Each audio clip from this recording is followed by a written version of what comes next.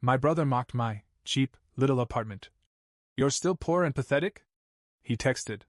I replied with a photo of my new house, and now he wants to reconnect. It started with another text, just a short string of words on a glowing screen, but the weight of them landed like a punch. "You're still poor and pathetic?" No greeting. No question mark at the end, even. Just a smirking assumption. I stared at it, thumb hovering over the screen, and for the first time in a long while, I didn't feel the sting of it. Not like before. Not like all those years when words like that could fold me in half. My older brother Caleb had a gift. Not for kindness or empathy, but for being everything my parents had ever wanted. Varsity athlete, straight-A student, full scholarship to Dartmouth, job at a Fortune 500 company by 23. He wore success like a tailored suit. And me? I was the late bloomer. He'll find his way eventually kid. The one who dropped out of college after 2 semesters because I couldn't afford it and didn't see the point of pretending anymore. I still remember that apartment. The one Caleb loved to mock. It was 1 bedroom, with a warped linoleum floor that peeled at the edges, and pipes that groaned like haunted ghosts in the winter. The kind of place where you didn't take your socks off and hoped the neighbors kept their arguments down to a dull roar. But it was mine.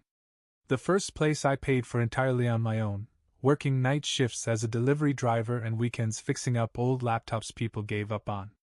Caleb came by once, years ago, on a holiday visit. Took one look around and said, "You seriously live here? God, this is tragic." He laughed. I didn't. Our relationship was never close. But after that day, it drifted into something colder. He'd send me the occasional message, always unprompted, always cruel in that passive-aggressive way that barely masked the disdain underneath. "Still chasing dreams? Bet you're living the minimalist lifestyle, you know, by force.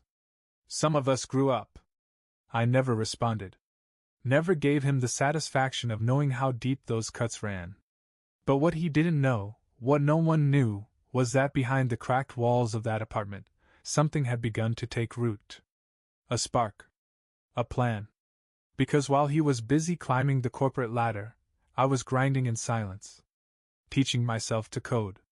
Getting certified in every system I could afford to study. Freelancing. Failing. Trying again. Building small websites. Fixing back-end issues for startups. Eventually, I found my niche, tech consulting for medium-sized businesses that couldn't afford full-time IT departments but needed high-level problem solving. And then one contract changed everything. But I'll get to that. Because first, I need to tell you about the moment that text came through.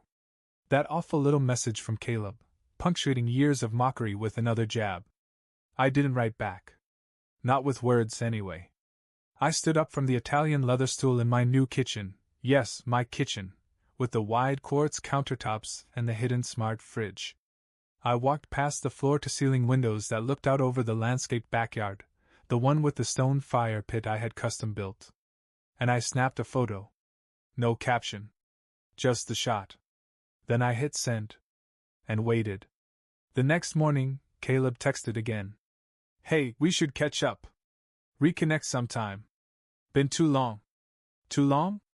Now that was funny. But not quite as funny as what was coming next. I didn't reply right away. I let that text from Caleb sit for a full day. Just hovered there, unread. And I imagined him staring at his phone, that same smug smile slipping slowly into confusion. Then into frustration. Then, finally, into something like curiosity. What could possibly have changed? What did that house mean? I'd spent most of my life on the receiving end of his success. Caleb never said it outright, but every conversation was a performance. He was the headliner, and I was the footnote. At family dinners, he'd talk about bonuses and bonuses on top of bonuses, about company cars and promotions, about how exhausting leadership was when no one else could quite keep up. I'd just nod, spooning mashed potatoes like they were the only thing in the world that needed my attention. But what he didn't realize was that while he was talking, I was listening. And watching. I noticed how our parents leaned in when he spoke and barely looked up when I entered the room. How even when I offered small victories, A new client, a good month, it was met with. That's nice, but Caleb just closed a 7-figure deal. That silence they gave me? I used it. I turned it into fuel. And now here we were.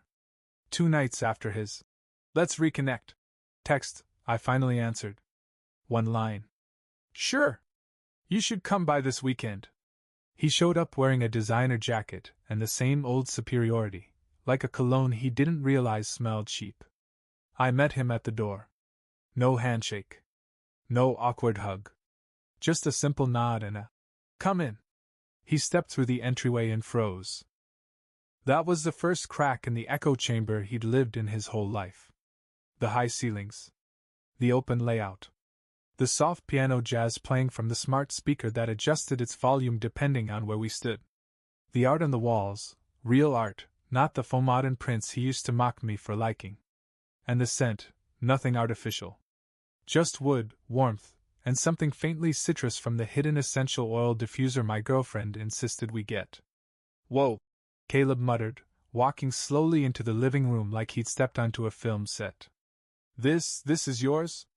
All of it, I said. He ran his hand along the edge of the kitchen island, looked up at the hanging lights like they might be an illusion. You, did good. I just smiled.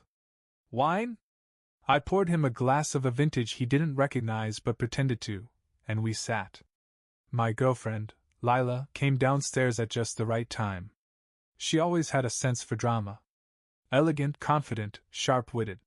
She greeted him with a handshake, introduced herself with effortless charm, and then excused herself to take a call from a client in Paris. He looked at me, eyebrows raised. She's impressive. She is. He took a long sip of wine, like maybe it would wash away the realization sinking into his chest. I watched him closely, the way his eyes darted from the furniture to the fixtures, the subtle touches that screamed money, but not in the loud, desperate way he was used to. No price tags. No bragging. Just presence. And he couldn't handle it. I could tell. He didn't know how I'd done it. He wanted to ask. He wanted to understand. Because for the first time in his life, he was on unfamiliar ground, my ground.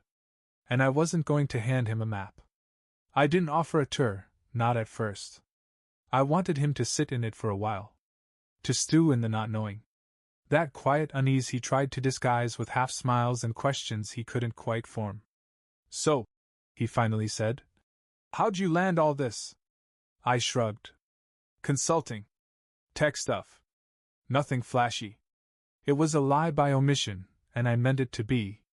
I wasn't going to hand him a neat little story he could summarize at the next family gathering. Yeah, he got lucky with some startup or whatever. No. Let him fill in the blanks. Let him wonder how the guy he used to call pathetic had built something this clean, this sharp, this quiet and powerful. After another awkward silence, I said, You want to see the rest?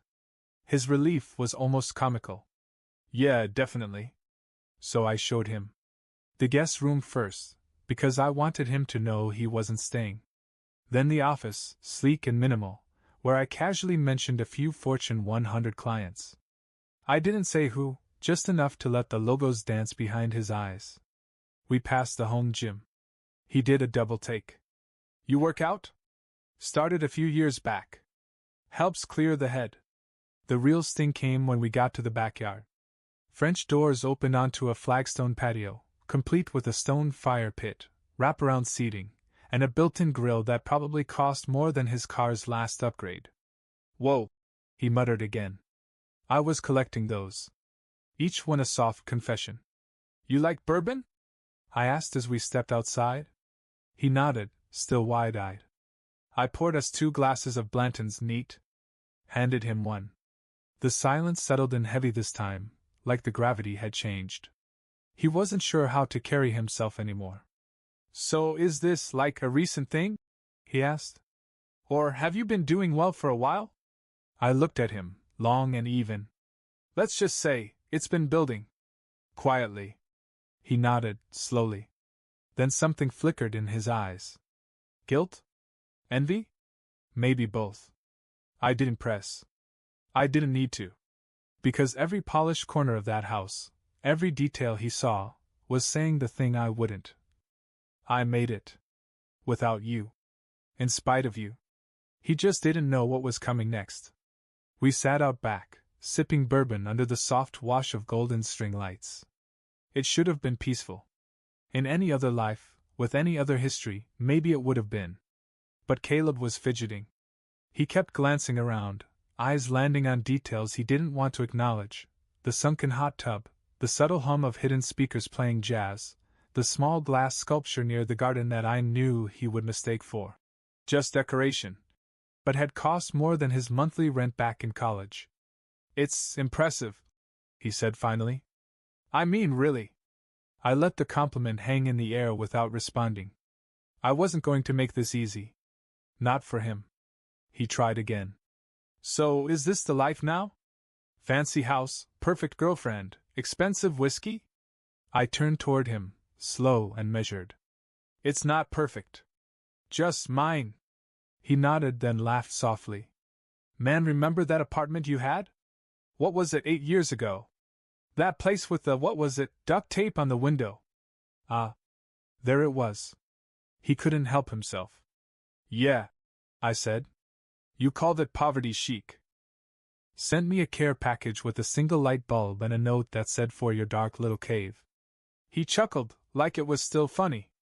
"I was just messing with you." "No," I said, voice low. "You weren't." He looked up, the smile faltering. I took another sip of bourbon and leaned back. "You weren't messing with me when you said I'd never make it.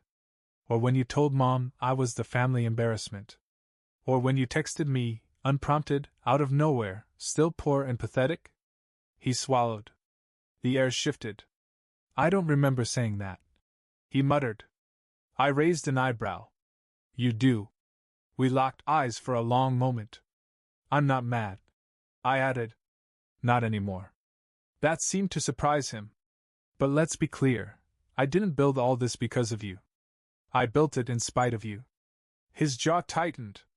He nodded once, sharply, like he'd just been hit, and wasn't sure how to respond.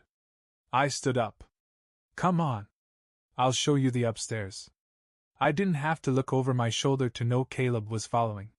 His footsteps were slower now, deliberate, like he was walking through a museum he didn't understand. The upstairs hallway was lined with framed photos. Not of family. Not of childhood birthdays or graduations or Christmas mornings with matching pajamas. I never had those. Not really.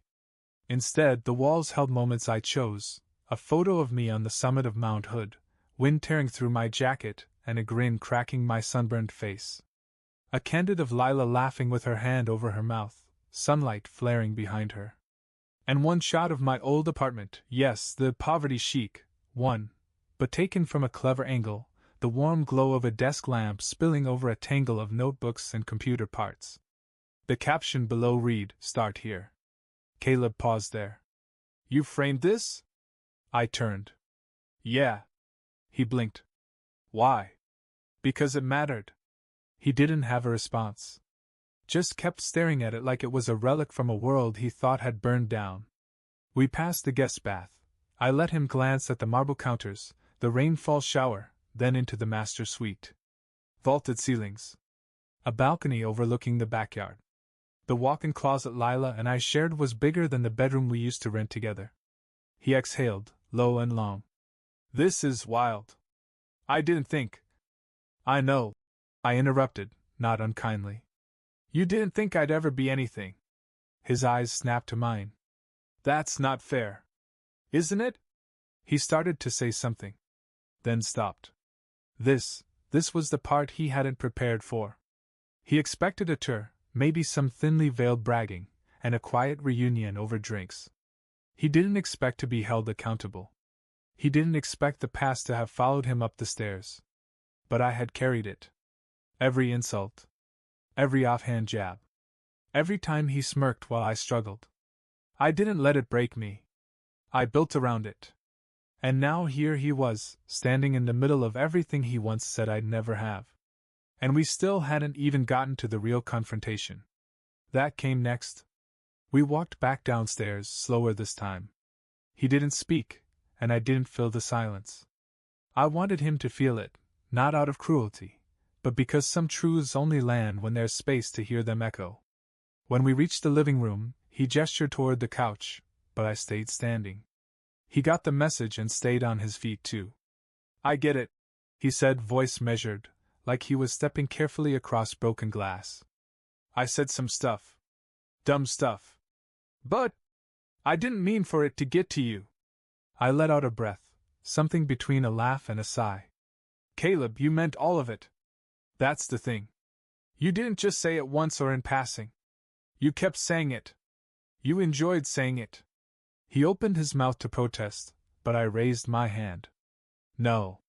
Let me. He shut it. For years you made me feel small. Not because I was lazy or aimless or unkind, but because I didn't measure up to whatever metric you and Mom and Dad built your worth around. Grades. Prestige. Appearances. I took a slow step forward. You'd send those texts out of nowhere, like little reminders that I wasn't enough. Like you needed to keep me in my place. Still poor? Still pathetic? You remember those? He flinched. That was new. I never replied. I continued. Not because I didn't have anything to say, but because I knew anything I said would be dismissed, twisted, or turned into another punchline. I pointed around the room. This? I said, voice low. None of this was to impress you. I didn't build this house for revenge. I didn't get a successful career so you'd come calling. I did it because I had to. Because nobody was coming to save me. Least of all you. He nodded slowly, eyes on the floor. And now, I added, you want to reconnect? Because for the first time, you're the one looking up. You're not reaching out to mend anything. You're reaching out because the narrative you've lived in is finally cracking. And now you're not sure of who you are without being the successful one. He looked up, eyes wet but proud. That's not. Don't, I said. Please. Don't lie. Not here. We stood there for a long time. Just breathing. Then I said softly but clearly, I forgive myself for ever needing your approval. But I don't forgive you. Not yet. Maybe not ever. He swallowed hard. So what now? I walked over to the front door. Opened it. What now? I echoed. Now you go home. And sit with this. Like I sat with your words for years. He didn't argue. Didn't fight it. He just walked past me, stepped onto the porch, and turned one last time like he might still find the brother he remembered. But I wasn't there anymore. I closed the door. The door clicked shut behind him, and for the first time in years, I felt taller. Not because I had won anything, this wasn't a victory, not really, but because I had finally stepped out of the corner he had pushed me into my whole life. And stayed out? I stood in the hallway for a minute, listening. No movement. No voice on the other side. Just stillness. Then I walked back to the kitchen, poured the last inch of bourbon into my glass, and stood at the window, watching his car pull out of the driveway. He didn't speed away. He just sat there for a while, engine idling, staring straight ahead. I wondered what was going through his head. Regret? Anger? Shame?